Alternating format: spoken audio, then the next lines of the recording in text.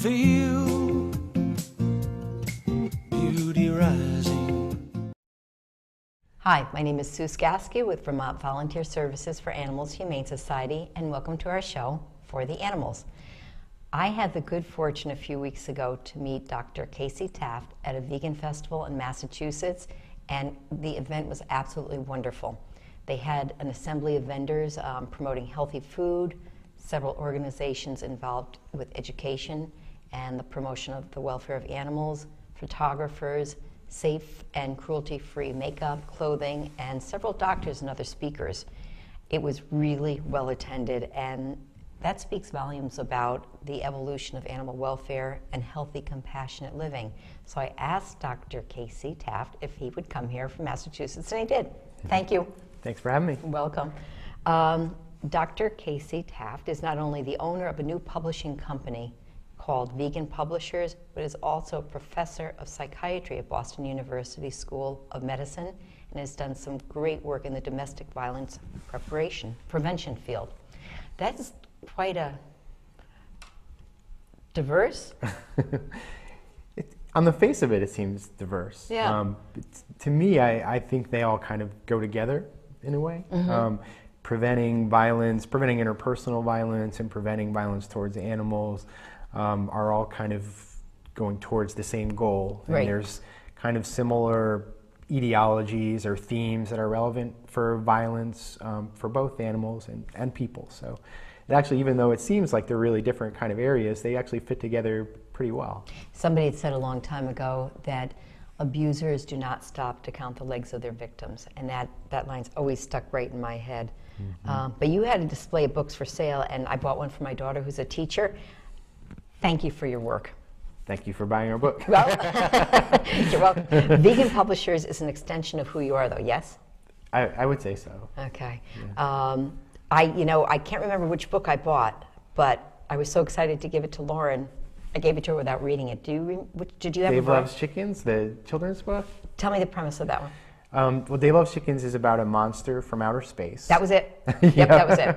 Right, so he comes to Earth, and he loves all animals on Earth, and he can't believe that humans here would eat these animals who are so cool and have their unique personalities. And he talks about chickens in particular, and all these cool, fun facts about chickens, like they're related to the Tyrannosaurus Rex, and they can run up to 11 miles an hour, just kind of all these neat things about chickens.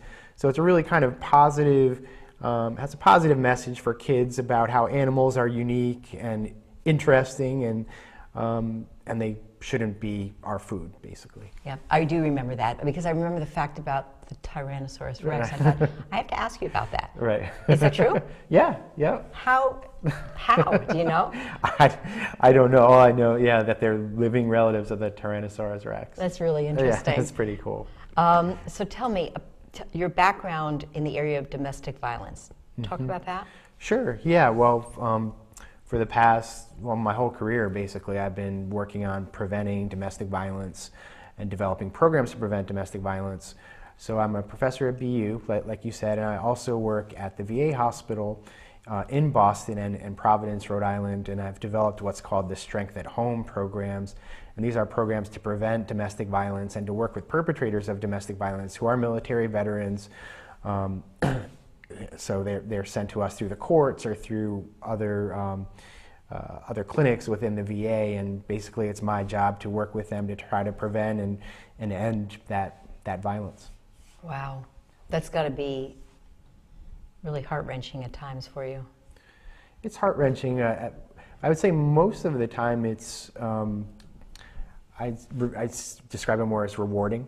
I feel like every day you hear a story about somebody who's decided to kind of change their behavior, that they're making these major changes in their life and overcoming trauma to improve their relationships. And it's always an amazing feeling when you feel like you've helped end violence and you've helped prevent somebody from being abused. And you've been doing this how many years?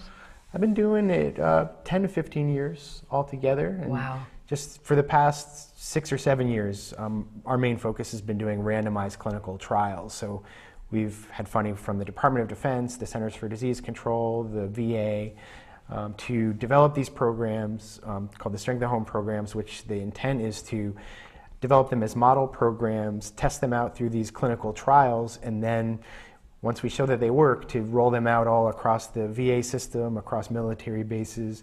And we're almost at that point now. After 6-7 years, we're starting to look at the results, the data, and it's looking really good so far. So we think that we're onto something big with that. I had no idea when I approached you at the fest that you did this. Yeah, it's funny when you see sitting there at a veg fest. In my my other world, that's not the kind of thing that I would typically do. So yeah, sitting there at a veg fest.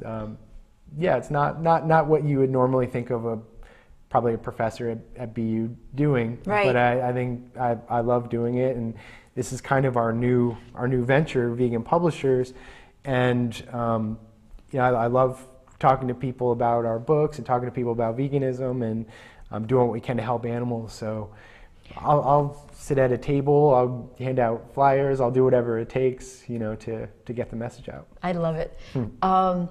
How does your work as a psychologist help you with the Vegan Publishers?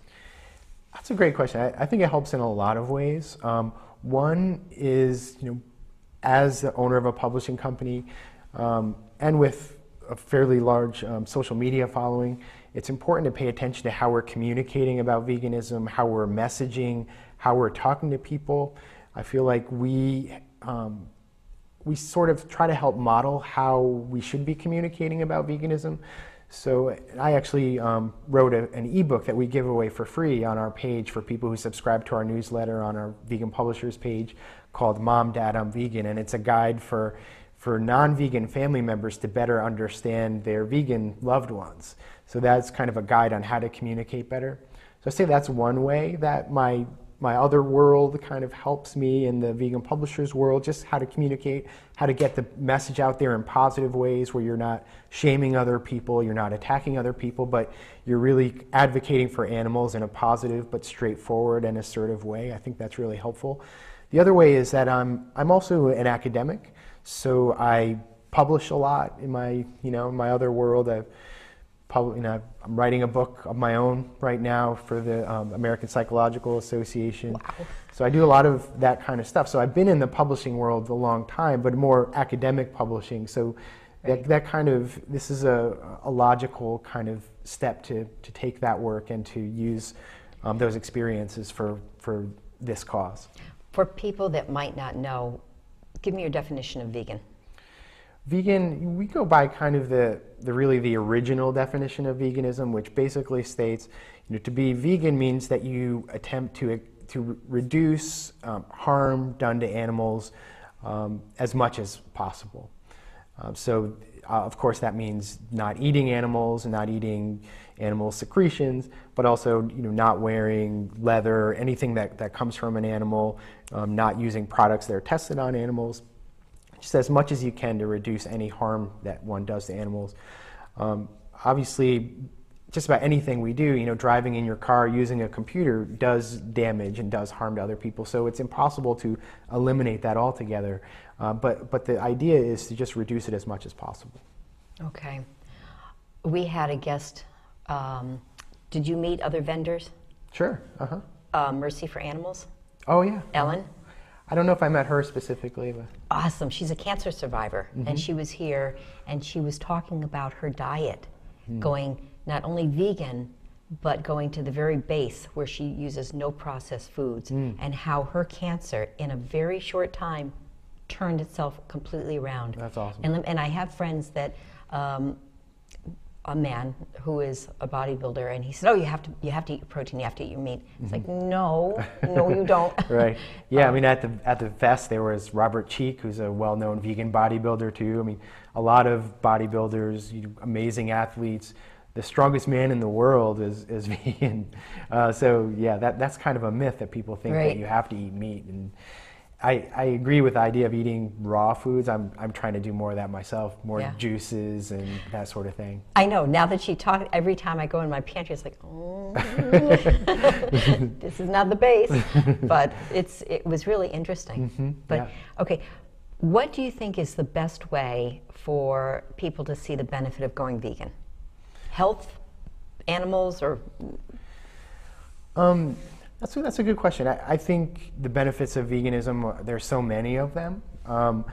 Health, a lot of us first started going into the vegan direction for health reasons, but really it doesn't really tend to stick unless you're doing it for ethical reasons. Right. I find a lot of people who kind of fall off the vegan wagon really never really kind of took on the idea of the ethical aspect of not doing harm to animals. So for me personally, the greatest benefit I get is just the feeling that I'm doing what I can to reduce harm towards others and to prevent violence towards animals. So it's kind of more of a spiritual benefit and feeling like you're doing something positive. So that's what I would say for myself. So how did you come to starting up a vegan publishing company? That's a good question. They're all good questions. Yeah, I never thought that's a direction that we would go. Yep.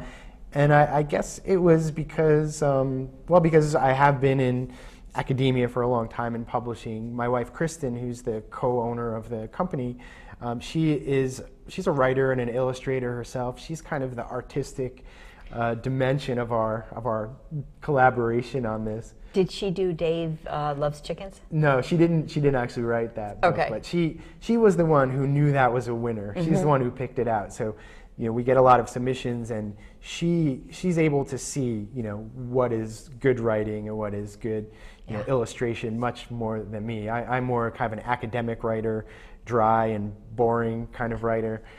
So she's the more artistic one who's able to spot that.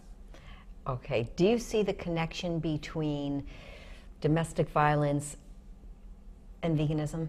The field of Yeah, definitely. Well, and it's interesting because we're actually doing a campaign right now, a crowdfunding campaign to produce a book called Circles of Compassion. And the idea is that various forms of injustice are all connected with each other, and there's kind of common threads or common themes that contribute to all of them.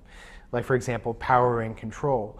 Often those who are abusive kind of are engaged in more kind of controlling behavior. They view other people or other people and animals as lesser. So a lot of times when we are abusive towards other people and other animals, and a lot of the great injustices we've seen over history have come from the idea that the other person is lesser in some way. Such like the Holocaust, slavery, and kind of the same. You could say the same thing for our treatment of animals on factory farms and on other kinds of farms. People tend to view animals as not as important as humans. That we can justify, abusing or mistreating animals because we say that they're not human, so they're not deserving of kind of the same humanity, same respect that we give to other humans. And also, it's removed. It's not right in your face. Right. That too. Yeah. Yeah. Yeah. I think if most people really saw what happens there, it would be very hard for people to continue to eat animals. I know. So what makes your business model unique? I think probably the biggest way that we're unique, different from the bigger publishers out there, is that, well, one, obviously we're a fully vegan company, so our books all have vegan-related themes to them. We have a stated goal where our mission is to raise awareness about veganism, but also in general, I think our publishing company is more grassroots in that we really rely on folks out there to kind of help support the effort. So we have a lot of amazing volunteers who kind of came on board because we're a vegan company who are trying to get off the ground and trying to really promote veganism. We also do crowdfunding campaigns to fund some of our books, which is really neat. So that really allows people to kind of help support these efforts, help support different books, and pre-order the book ahead of time to fund the book. So it's really cool because it allows new authors to have these opportunities to publish books who otherwise wouldn't. Because most other publishers really rely on authors having a large platform, having big followings, and they don't publish their books unless they have that platform.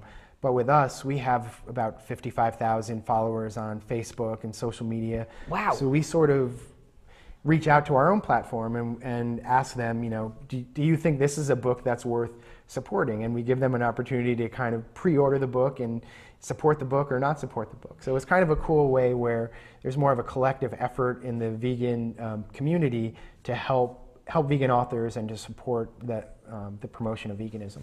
55,000 followers. That's amazing. Yeah. Wow. Yeah, it's picked up. It's really picked up. So we've only been around for about a year, so we weren't really expecting that. And now we get about 1,000 new followers a day. So you're like a shooting star. I don't know if I'd say that, but I do feel that we're tapping into this increase of interest in veganism, and I do think that some folks really resonate with our message about being open, about talking about the ethics around veganism. It's not all about food. Food is part of veganism, but it's not everything. And the most important thing are the animals, and we're not shy in talking about that. And I think we kind of tapped into something because I think a lot of people out there feel the same way. Mm-hmm. What kind of books are you looking to publish now? Well, it's probably my background in academia that makes me most interested in books that haven't been done before. So as an academic, I'm always looking to publish or do the next, grant on a topic that's important, that nobody's done before. And in a way, in my career, that's how I've been successful, is that, I focus on a topic, domestic violence and veterans, that nobody else was really doing. So that really helped me carve out my area. So we're interested in unique books. That's why at the beginning of our company, we immediately got to work on a few children's books, because we thought it was really important that vegetarian families have books that they can read to their kids that promote positive vegan messages. It's really surprising, raising our own child now, our own baby, that when you see most of the books out there and all the television shows, they actually promote messages that really aren't consistent with a vegan message. Mm-hmm. Ideas of like happy animals on farms that we know just isn't really reality. Right. So we think it's important to support vegan families. So we went in that direction a little bit. Now we're doing a book, as I mentioned, that looks at connections between different forms of injustice, and how they're all related to each other. We have another book coming up based on, it's called Will Travel for Vegan Food, and that's about a woman who lived in her van for over a year, traveling to every vegan restaurant in the United States. So we're going to do her book. It's coming up pretty soon. She's working hard on it right now. So the food aspect of it, the travel aspect of it, all these different components are an important part of veganism, and so we really want to cover all of them. So how do you find your authors? Our authors, in different ways. Most of the time the authors reach out to us. So on our website, our Vegan Publishers website, we have a place for submissions. And what is that? It's just www.veganpublishers.com. Okay. So they submit ideas. The more fully developed it is, the better. But that's how we find most of our folks.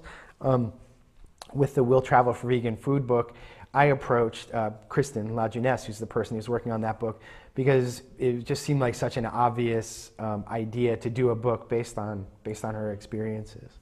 So they bring you the written word, and do they also bring you the pictures? It depends.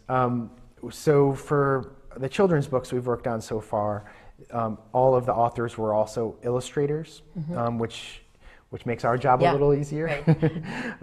So yeah, but it varies. That's not a set rule, and we have some upcoming projects where the author won't be the illustrator. Mm-hmm.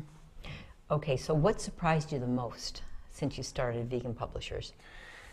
I would say, I don't know if I'd say it's surprising, but probably the most affirming thing is just the support we've received from the vegan community.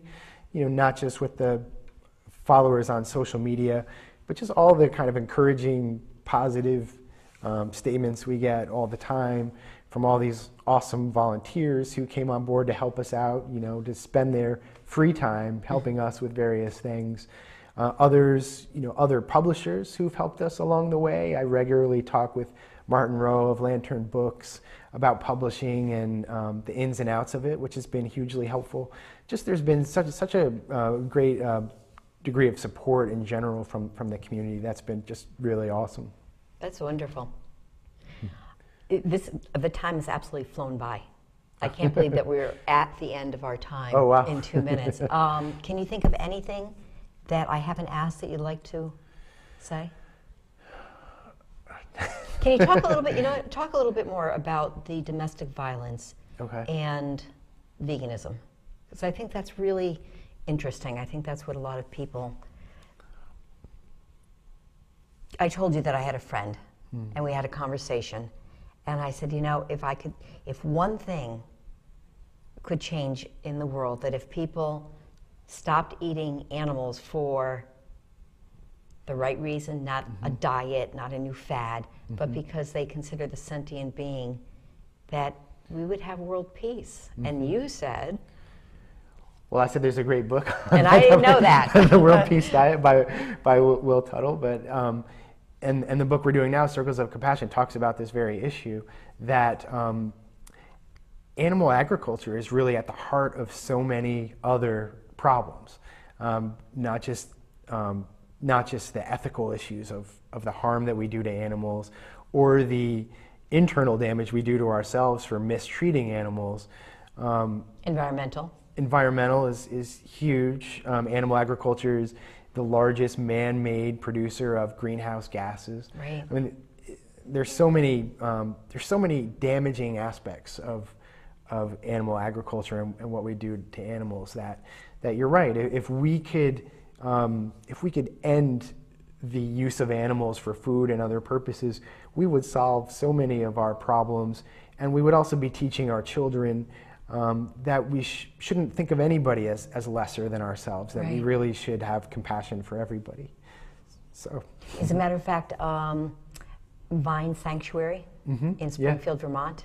Dr. Patrice was at the Vegan Fest. I did meet them there. Yeah, very interesting, but she's been on the show and she's talked about the connection and the extension of recognizing the value of different groups of people and issues and how they intertwine. And I'm not putting it anywhere near as articulate as she, but it was very interesting. Yeah, it is. I think we naturally kind of teach our children we give them contradictory messages, where we teach them to, be nice to your dog or cat, but then we feed them animals for dinner. Yeah. I think to be able to teach people true compassion, it really should be kind of all involve all these different aspects of what we do, and to understand that our behavior has impacts for other beings. Expand that circle of compassion. It's not just the cat, the dog, right, the rabbit, maybe, exactly, the birds, right, whatever. Exactly. Yeah. Well, I cannot thank you enough for being here. It was great. Thank you very much, and we'll get Dr. Casey's website up so you can check it out. And I want to thank you all for watching For the Animals, and join us again next week.